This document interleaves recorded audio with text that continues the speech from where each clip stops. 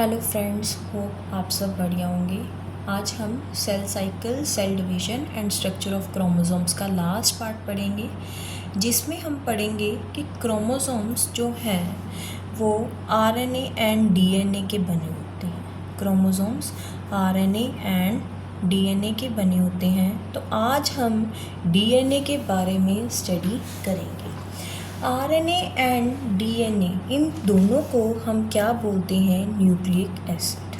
क्या बोलते हैं? Nucleic acid. जो न्यूक्लिक एसिड है, इसको किसने डिस्कवर किया था? न्यूक्लिक एसिड को डिस्कवर किन्होंने किया था? फ्रेडरिक माइस्चर ने। किन्होंने किया था? फ्रेडरिक माइस्चर ने। न्यूक्लिक एसिड को डिस्कवर फ्रेडरिक माइस्चर ने किया था। अब जो न्यूक्लिक एसिड है, जो ये डीएनए या आरएनए है, ये किस किस चीज़ से बने होते हैं? ये बने होते हैं हमारे पेंटोज शुगर से, नाइट्रोजनस बेसिस से एंड फॉस्फोरिक एसिड से। अब जो ये नाइट्रोजनस बेसिस है, ये हमारे डीएनए में 4 तरह के होते हैं। नाइट्रोजनस बेसिस हमारे डीएनए में कितने तरह के होते हैं? 4 तरह के होते हैं, जिसमें फर्स्ट है एडेनिन, सेकंड है साइटोसिन, थर्ड है thymine and last one is guanine. ये चारों तो हमारे डीएनए में प्रेजेंट होते हैं, बट आरएनए में थायामीन नहीं होता, उसकी जगह यूरेसिल प्रेजेंट होता है। क्या प्रेजेंट होता है? यूरेसिल। अब हम पढ़ेंगे डीएनए के स्ट्रक्चर के बारे में। जो डीएनए की शेप है, वो किन्होंने स्टडी की थी? रोजालिंड फ्रैंकलिन ने। किन्होंने स्टडी की थी? रोजालिंड फ्रैंकलिन ने। डीएनए एक बहुत बड़ा मॉलिक्यूल है, जो 2 स्ट्रैंड से बना होता है, 1 स्ट्रैंड एंड सेकंड स्ट्रैंड। अब जो ये डीएनए है वो हेलिकल स्ट्रक्चर में प्रेजेंट है, मींस एक 1 strand, this is another strand. ये डबल हेलिकल स्ट्रक्चर होता है। जो ये डबल हेलिकल स्ट्रक्चर के बारे में किन्होंने बताया था? वाटसन एंड क्रिक ने। किन्होंने बताया था? वाटसन एंड क्रिक ने। जो डीएनए के मॉलिक्यूल्स हैं, वो अभी मैंने बताया किस किस चीज़ से बने हुए हैं? पेंटोज शुगर से, नाइट्रोजनस बेसिस से एंड फॉस्फेट से।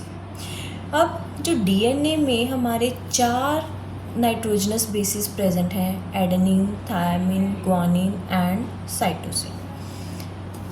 इसमें क्वेश्चन ये आता है कि एडेनिन और थायामीन में कौन सा बॉन्ड प्रेजेंट है? Double hydrogen bond. कौन सा प्रेजेंट है? Double hydrogen bond. अब वो क्वेश्चन पूछ सकते हैं ग्वानिन और साइटोसिन में कौन सा प्रेजेंट है? Triple hydrogen bond. तो ये हमारा हो गया किसके बारे में? डीएनए के स्ट्रक्चर के बारे में। अब हम पढ़ेंगे कि डीएनए की रेप्लिकेशन कैसे होती है। हमने पढ़ा था कि इंटरफेज में इंटरफेज के 3 फेजेस थे, G1 phase, S phase and G2 phase. तो S फेज में डीएनए क्या हो रहा था? सिंथेसाइज हो रहा था, रेप्लिकेट हो रहा था। तो अब हम पढ़ेंगे कि वो रेप्लिकेट कैसे करता है। जो डीएनए है वो डबल स्ट्रैंड है। जो डबल स्ट्रैंड्स क्या करेंगे? पहले ओपन करेंगे, ओपन होके फिर जो एक स्ट्रैंड है उसके साथ साथ नए जो नाइट्रोजनस स्पीसीज हैं वो क्या करेंगे? बॉन्ड बनाएंगे। जब वो बॉन्ड बनाएंगे तो इस तरीके से हमारे जो डीएनए है वो क्या कर जाएगा? रेप्लिकेट कर जाएगा। अब हमारा लास्ट टॉपिक है चैप्टर का जीन्स बेसिकली क्या है? जीन्स हैं जो क्रोमोसोम्स के अंदर प्रेजेंट हैं और इसके अंदर क्या होता है? डीएनए प्रेजेंट होता है।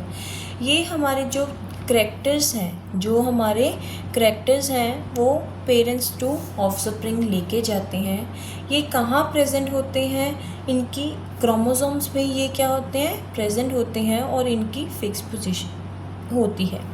आज तक साइंटिस्ट ने 30,000 जीन्स क्या किए हैं, आइडेंटिफाई किए हैं। विद दिस हमारा जो ये cell cycle, cell division and structure of chromosomes का चैप्टर है वो समझ आ गया होगा। तो इस वीडियो के एंड में मैं आप सबके लिए इस वीडियो के सारे लिंक्स आप ऐड ऑन कर दूँगी। तो अगर आपने पहले लिंक्स नहीं देखे, पहले पार्ट्स नहीं देखे, तो आप प्लीज़ पहले पार्ट्स देखें सो दैट आपको चैप्टर अच्छे से समझ आ जाए। Please like, subscribe and share my YouTube channel.